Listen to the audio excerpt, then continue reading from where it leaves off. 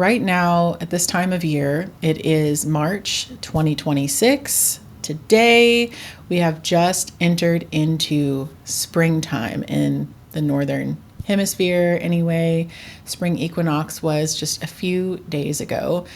And this is a really powerful time of year. In some traditions, it's known as the true New Year because we're looking around and we're seeing that from this seeming nothingness is emergence, a rebirth. I'm looking out my window right now. I'm seeing little white flowers on the pear trees outside in our front yard.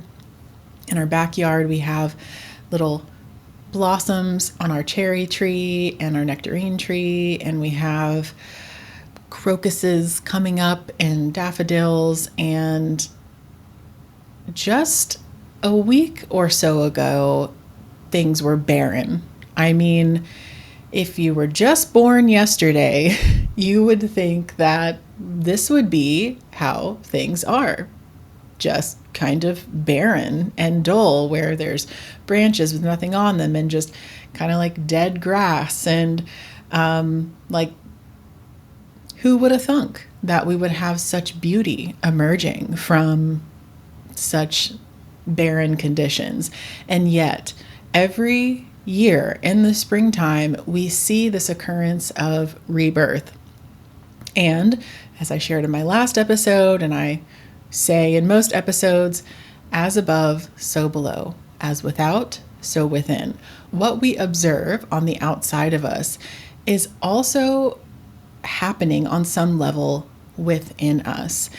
And today I'm inspired to talk about this and talk about desire.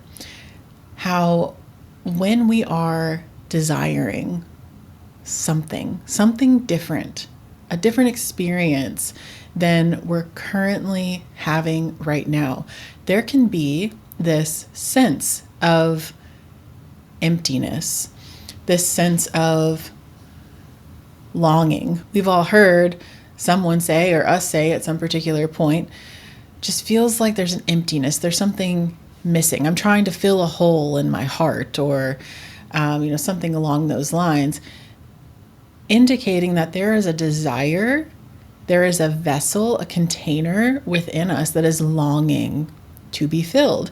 And that is how I see this experience that we're having right now as we go into spring. We're like just starting to see our desires manifest in the buds on the trees and the flowers that are coming up from the ground. Sorry if some of y'all are living in the Northeast and are like, we don't have no flowers right now. We got snow. So sorry, y'all. Your time is coming, even if it's just short-lived.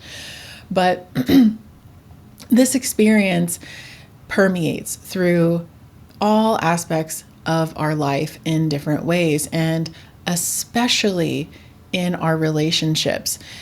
If there is something in an existing relationship that we are longing for, or if we are simply longing for a certain type of relationship that we do not currently have in our physical reality, but it's living as a vision or a longing within us, we can be inspired by the knowing that if we have the longing, if we have that empty vessel within us that is asking to be filled, then it is inevitable that it will be filled.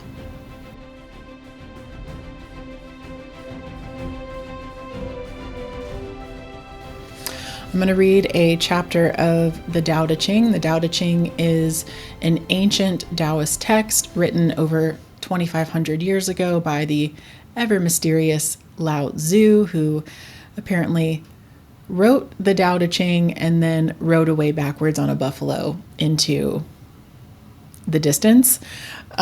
It speaks so beautifully to the paradox of life. In the spiritual community that I co-founded, this is our primary text for the community. And I was just recording an episode for that community with my husband, who's also a co-founder of it. We were recording an episode on this chapter this morning, and it spoke to me so powerfully. I decided to change the topic of this video today to this, speaking on the emptiness and the desire that we experience in our life. So I'm going to read the chapter aloud. 30 spokes meet in the hub of a wheel, but it is the empty space at the center that makes it useful for a cart. Clay is used to make a pot, but it is the empty space within that makes it useful as a container. Windows and doors pierce the walls of a room, but it is the space within that makes it useful as a dwelling. Thus, things with substance are practical, but it is the insubstantial that is productive. All right, so what does that mean? What's old Lao Tzu talking about here? Well, for me, one thing that really stands out is this experience of desire and this emptiness. And we have a tendency to, when we want something so badly, sometimes it's all we can think about is how much we want it in our life and that we don't have it. And oh, how amazing things would be if we could only fill this longing, fill this hole, fill this empty space within us. Then everything would be better and we would feel relief and we'd feel joy. And when we fill that space, then we can feel satisfied. And the great paradox that the Tao Te Ching is speaking to here is that, oh yes, let's not forget that the empty space is just as valuable as the object that fills it. And when I really sit with this, there are some sizable shifts that occur within me. I don't know, I'd be curious to know what your experience is right now hearing that and reflecting on the empty space. And if there's already even maybe a little shift occurring within you. It's not something that in our culture today or I don't really know, how long has it really been culturally that we've valued emptiness, that we have valued this experience of longing itself. The actual experience of longing is so incredibly valuable. Why is it valuable, you might ask? Because it sure doesn't feel valuable when we're feeling it. I mean, we've all seen, even as children, we experience the pain that comes with, or we call it pain, the sensation that is desire, that is longing, that is emptiness. We see it identified as pain in children, little kids. We've all seen little kids playing together, and one sees a toy and thinks, oh, well, that's a toy. I want to play with it. I'm going to take it. And the other child thinks, whoa, that is mine. That is my toy. You took that from me. I no longer have it to play with. And that feeling, that sensation of having something taken from us, and also the experience of wanting something that we feel like is so far away from us, is something that usually culturally we're trying to get away from. We're trying to avoid that sensation at all costs. When we buy a home, usually what's the next thing we do? We think, how am I going to fill this space? What am I going to fill this space with?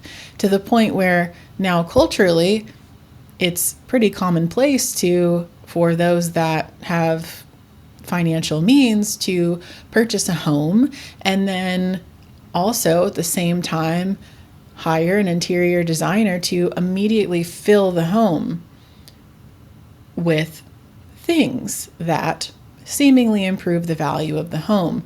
But there's little regard for the experience of the spaciousness, the recognition that, wow, we have this empty space, this potential for experience. Just feeling this longing is so incredibly sensational. There's so much for us to dive into the experience of longing. But when we get caught up in getting away from the experience instead of recognizing how valuable it is to feel it and acknowledge, wow, there's a lot of sensation here right now, and I am experiencing it, and I wonder what is here for me in this, like approaching it with curiosity of the potential, going back to the Tao Te Ching and recognizing like what would be a cup that we drink a delicious, I'm already thinking about the cacao beverage I'm going to have today when my cacao comes. But like, we could not have that experience of this amazing, delicious beverage if we didn't have the emptiness of the mug that holds it. And similarly, I couldn't be so looking for, like this experience right now, I have been waiting for this cacao to come for days. And I haven't been drinking coffee. Well, I've been drinking coffee on and on, a lot less than I have been drinking coffee overall. And so I've turned to cacao to get a little bit of that stimulation going, a little bit of that sensational luxury in my day. But I needed to order it from Amazon and wait an entire 3 days for it to come in. Oh my gosh, how have I survived? Just kidding. But having that experience of like, oh wow, look at this. Wow, this is interesting. Stepping into an observer role and noticing, wow, this is almost as good just waiting for it to come. This is almost as juicy and sensational as taking that first sip of the cacao beverage when I make it. Have you had that experience before where you maybe book a trip or you plan a little excursion, or maybe you're saving up for something that you, just like, it sounds so amazing to have in your life. And so you're saving and saving over time, just thinking of maybe a new home, or maybe like a new, I don't know what it might be, like a new piece of furniture, I don't know, something. And you find that when that thing comes in, you have a hit of sensation and then it quickly goes away. Have you ever noticed that the experience of longing for it and saving for it, preparing for it, if you're getting ready for a trip, like going shopping for your new swimsuit, or talking with your friends or with your community about going on this trip, and like connecting with other people about, like, what did you do when you went to this place? Or like, like, what do you think I should do? And having that whole exploration, just preparing for the experience itself, is just as good and just as experiential as getting to the place, getting off the plane and you're there. And it's really not that much different than the experience of longing for it. Like, wow. When we apply this to our relationships, when it comes to whatever it might be in the state of our relationships, if we're in a romantic relationship, maybe you've been married for years and years and years, and you've been with your partner, and there's tension. Maybe there's tension right now, which is really common this time of year, believe it or not, in this time of rebirth, because the energy is building. And there are desires that are coming up in all of us. And sometimes those desires can not be so cohesive with our partner. Maybe we're really desiring one thing and our partner's really desiring another thing. And there's this whole experience of tension and realizing that we have slightly different desires. And when we're in that experience, it can feel like, gosh, I just want to resolve this. I just want to be on the same page about this one thing. And yet, like, we're not getting there, and it just feels like we're like bumping up against each other. When we can step back, not easy to do. That's part of the ride. This is part of the game that we're in, so it seems. When we can step back and become a witness to that experience and observe it as a phenomena, like, wow,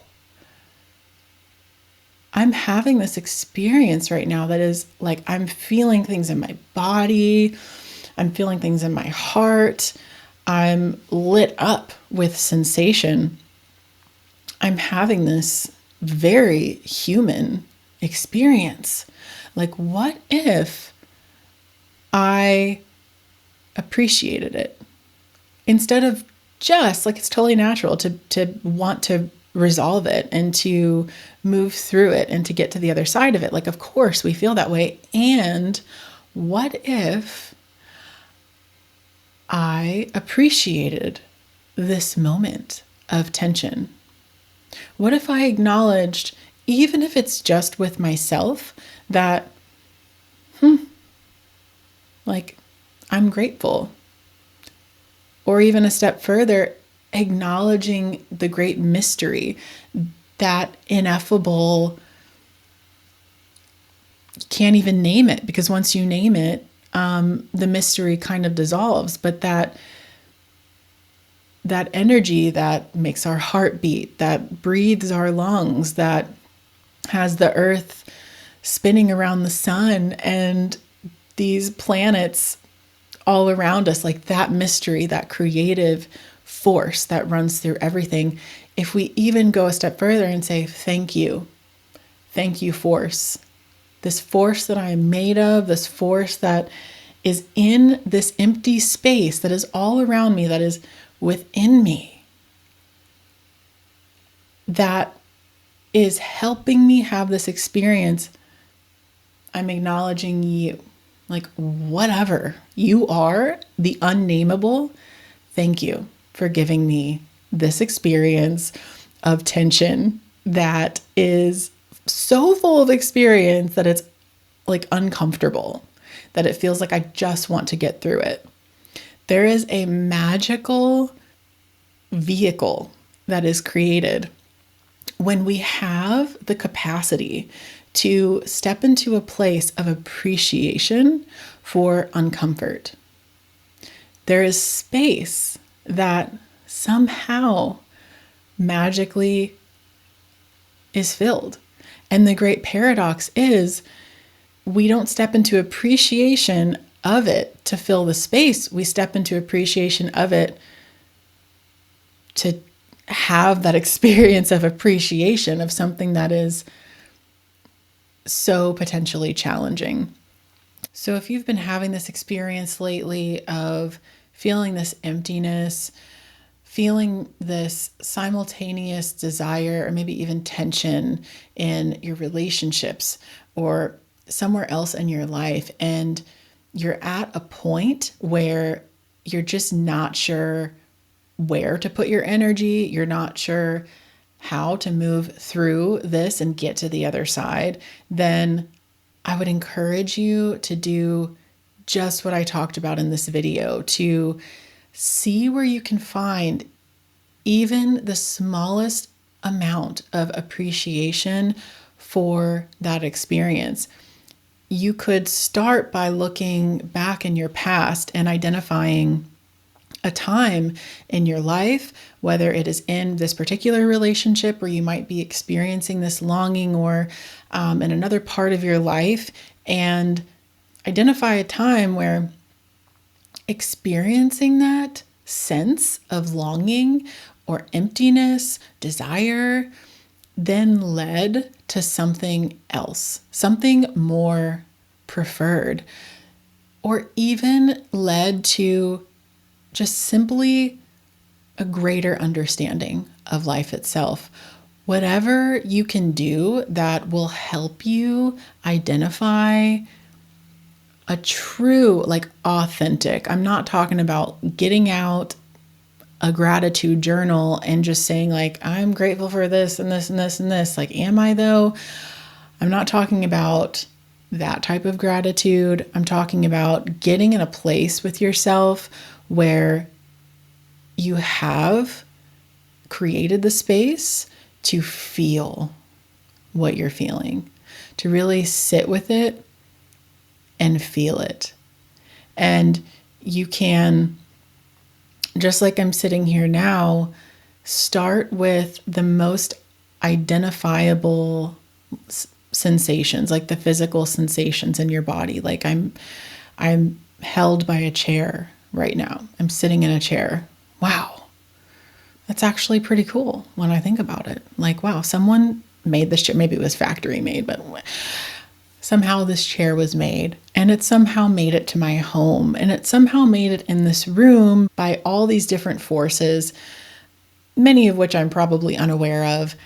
And wow, it's a soft chair.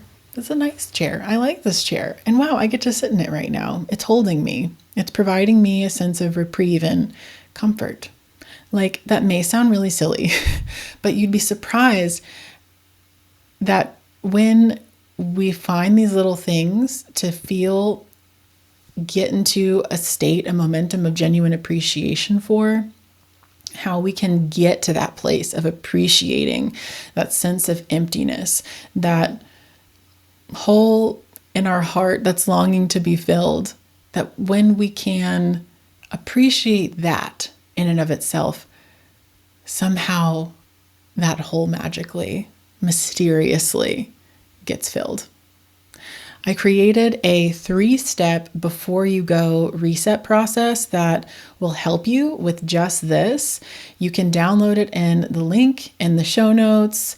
This is a process I've been doing for many years and has gotten me through long hallways of despair and emptiness and gotten me to the other side and accelerated that experience of getting to the other side. So I would recommend that you check that out below and actually set aside some time to do it. Don't just look at it and then say, oh, that sounds really nice. I'll maybe do that later.